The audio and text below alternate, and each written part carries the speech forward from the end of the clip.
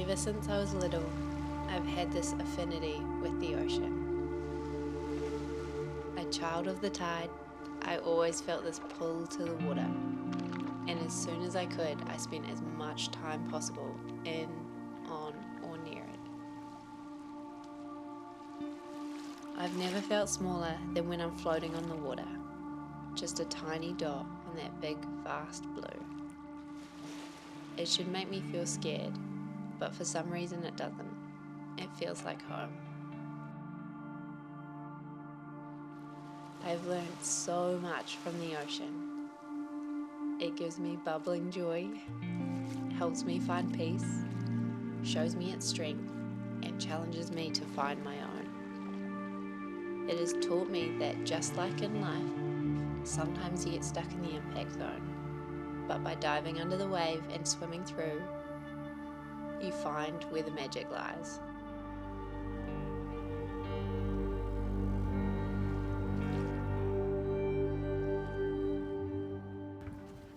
While some of us may be watching the cricket today, others are preparing for something quite incredible. Britt Spencer going to paddle from Tahunanui Beach to Kaiteri on a rescue board using just her arms. She joins us on the show.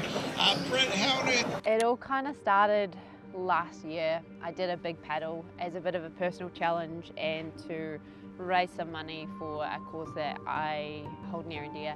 I fell in love with paddling through that process, and so as soon as I finished, it was what comes next. Heard about this paddle in the Hawaiian Islands, and I found out that it was part of this Ocean 7 thing, and basically Ocean 7 is the equivalent of 14 Peaks. It's 7 ocean swims throughout the world that are all very unique in their own challenges and obstacles. And among the remaining 6 was the Cook Strait, and I thought I cannot pass up on the opportunity to test myself in my own backyard. It's only 22 k's across at the shortest point, but we're talking crazy strong winds, insane currents and tidal flows, freezing cold water, home to some really friendly, curious great white sharks, and I'm gonna do it. I basically am gonna be the first female and the first New Zealander to cross the Cook Strait on a prone paddle board or a rescue board, which is as bonkers as it sounds.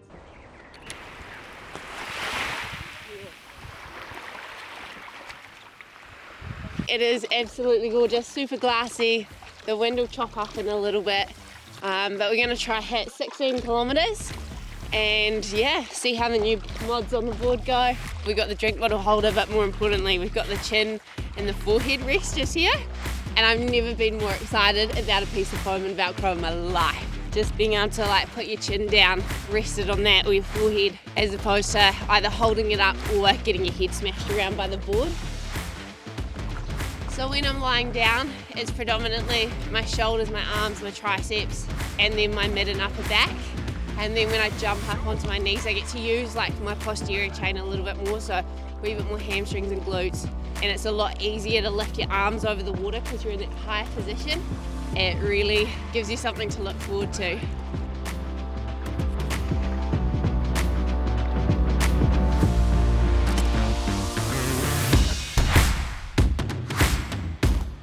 I've been around sport pretty much my whole life to a certain extent. I've done it in different forms, but my real passion is strength and conditioning coaching. And here it's a fun balance of training myself for a paddle, but also maintaining a lot of lower body athleticism and power because I still have to compete for surf lifesaving over the summer. So it's been just kind of working through and making sure I recover enough so that when I do come in here or when I do jump out on the water, I feel good enough to train and I can really push my body to the point that it needs, because that's what's going to get me across the Cook Strait in April. So we've got a paddle window, which is about a week long. Basically, that window is what we call a neap tide. So it comes before a spring tide. Spring tides are where you get the most volume of water movement. And so that neap tide is just before that. The water's a little bit more settled, as settled as you can be in the Cook Strait.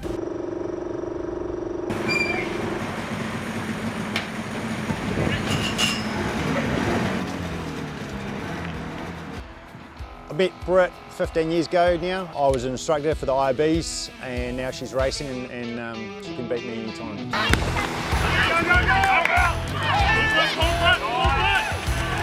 We're at the annual Nelson Surf Lifesaving Club Carnival. We do a ton of IB work because we have so many SAR call-outs. The whole foundation of our club is just getting in the boats, saving lives, racing the boats and having a lot of fun.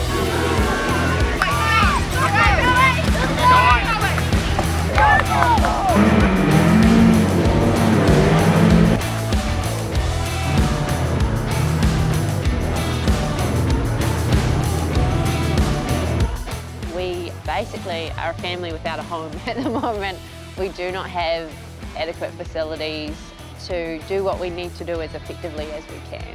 We need somewhere that's fit for purpose and can help us help the community. The money that I raise through this paddle will go towards that.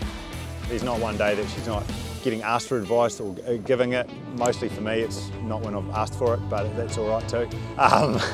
With the kids, teaching them the sports, with the fitness side of things, and showing what people can do when they push themselves a little bit, hence the paddle, and the rest of the life as well.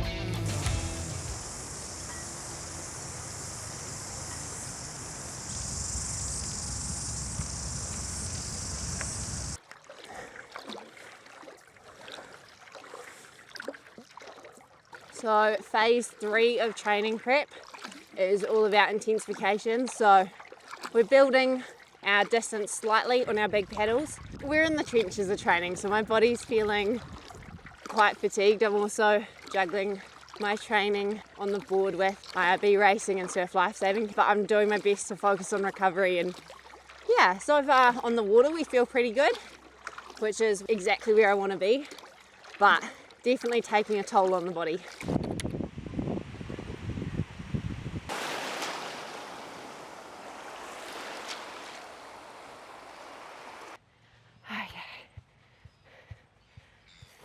Oh, my arms.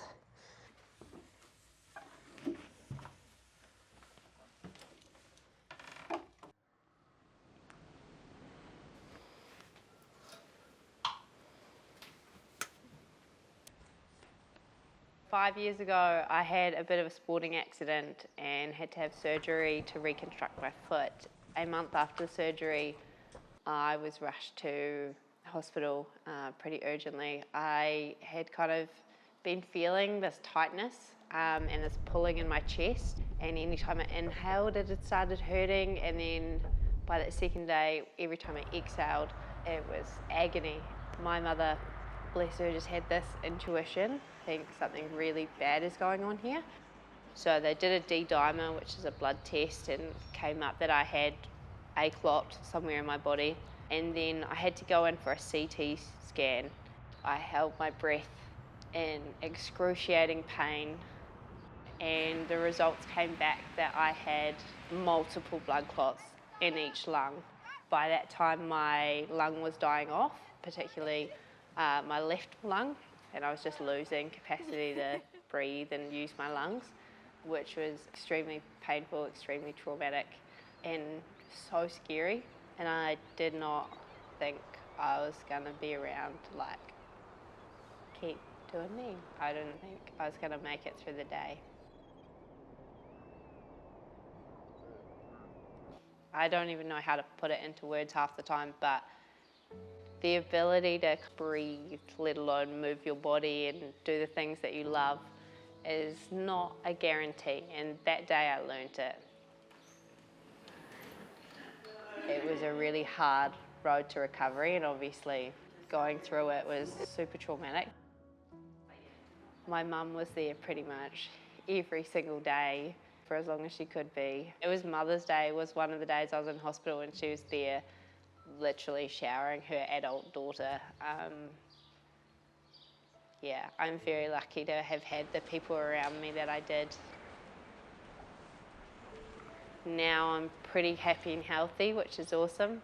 I do have slightly limited oxygen capacity compared to the average human. I've got about 30% more oxygen that just sits in my lung that I don't get to access. but my lungs have regenerated, particularly that left side. A big chunk of it died off, so it's kind of slowly healing up, which is great. And it's nice to be at this stage where I can push myself the way I am now. Britt growing up, well, she was always really strong, and her name means strong. It's funny how it just works out like that. It was really hard to watch Britt go through it, but seeing her come out the other side, so determined and so ready to live life to the full. It could have gone either way. She could have become really protective, but she didn't. And now we're like, calm down, Britt. You don't have to live life at that pace. Just looking at the forecast for the next wee while, probably looking like Monday, Tuesday, Wednesday are kind of looking the most probable. Literally the realness of a week out. We are trying to get everything organised. Race kit, dry suit, wetsuit shirt, booties, gloves, glasses, sunscreen, Vaseline, surf mud, watch, ginger tea, sugar, bars, baby food, and more baby food. I'm starting to get excited, and it's happening.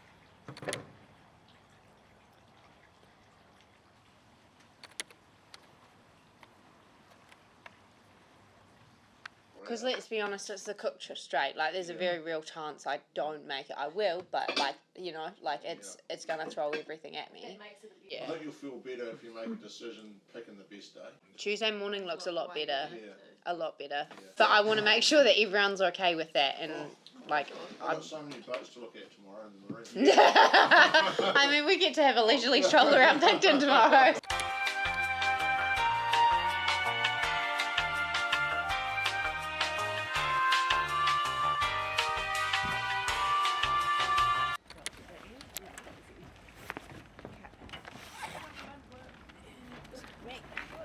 It's 5:15. We're going to be hitting the water by 5:30 to be out at Pirano at 7:30ish.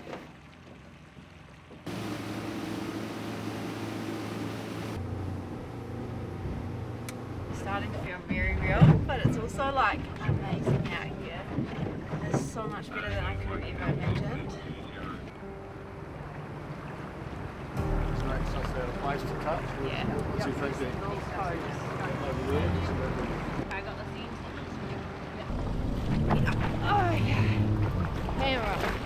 To feel like I'd accomplished the paddle, I really wanted to touch the South Island and North Island. And so I was going in, and this water was just sucking away around the rock, and I was really struggling to get in.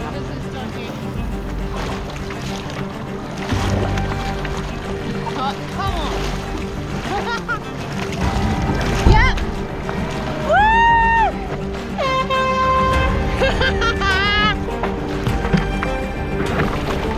Where are we going? North Island!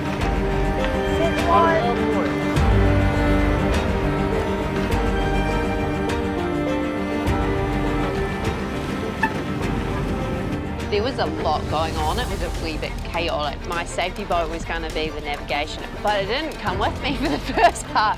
And so it was quite funny and quite stressful. I was like, what are these guys doing? I was struggling to see like the silhouettes on the mountains. What? Take this way. I don't know where I'm going at this stage. I know I'm going to the North Island and I can see it. I just don't know where along that coastline is our point. I put on a wetsuit shirt. That was keeping me warm, but it was restricting my movement so much. Oh, the shirt sucks.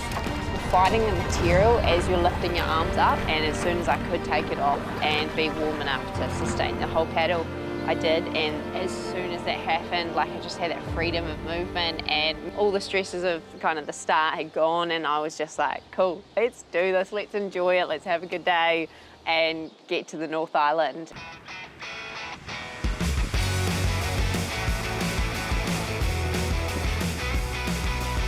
Actually feeling all good now that I've got to the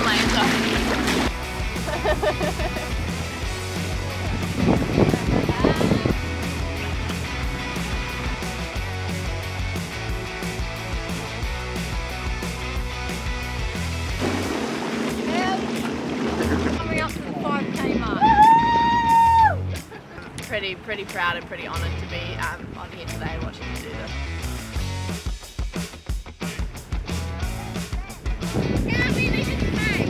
Lots. I'd much rather have jellyfish in these stuff. Yeah, true.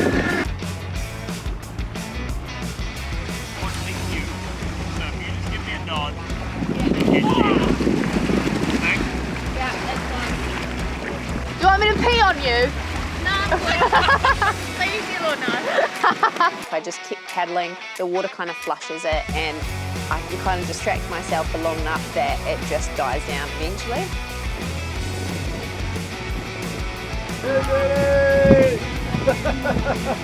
10K. On top of the water, we could not have picked a better day for it. It was absolutely incredible. Pretty much everything was in our favour.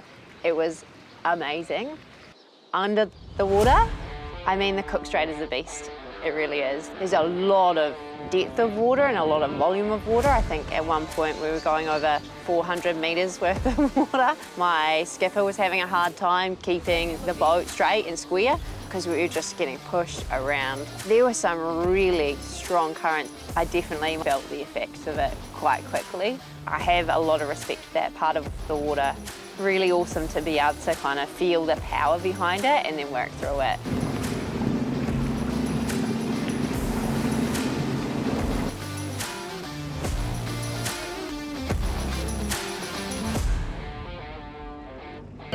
Britt, you just hit 15! How are we feeling, Britt? I have to go dark mode when I'm on my knees. So when I'm paddling and I'm in a world of pain, I go into this place that we call dark mode. I'm just so focused on putting one arm in front of the other and just battling through the pain. And at that point, I was in a lot of pain through my back anytime I jumped up on my knees. And I just had to push past the pain and just keep going and keep going and keep going, because I knew I was so much stronger against the currents and so much faster on my knees. And I was like, Courtney, like, I am in so much pain right now. I need you to get my phone and I need you to read Laurie's message, because I need to hear it. I just want to take a tiny moment to tell you how incredibly proud I am you're about to conquer the Cook Strait. It's a bold and brave challenge, and honestly, just attempting this is crazy, but it's so you. Your ability to amaze and uplift everyone surrounding you knows no bounds. Even in these final days, when I was supposed to be your crew, you ended up being my life raft. Crossing the Cook is no small feat. Please be safe, put yourself first, and in that hard zone, remember to stay present and focus. April 16th, 2024. It's your day to push limits and set new benchmarks. I have immense respect for what this paddle means to you and how much work you have put in to even get here. You've already achieved something extraordinary just by daring to take on this challenge. I'm proudly cheering you on with every paddle stroke. Go get 'em, Brock. Make history.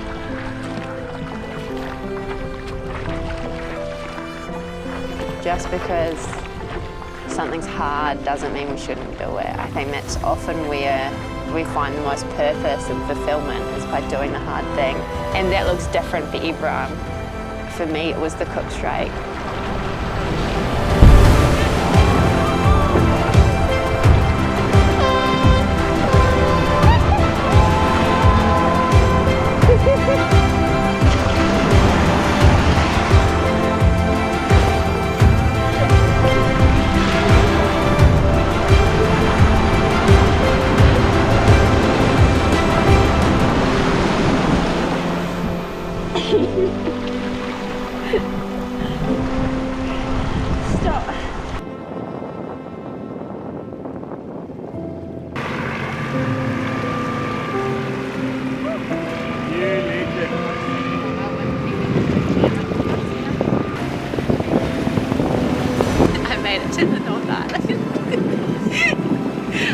We just crossed the Cook Strait in just over 4 hours in like, oh my gosh, like I don't even know.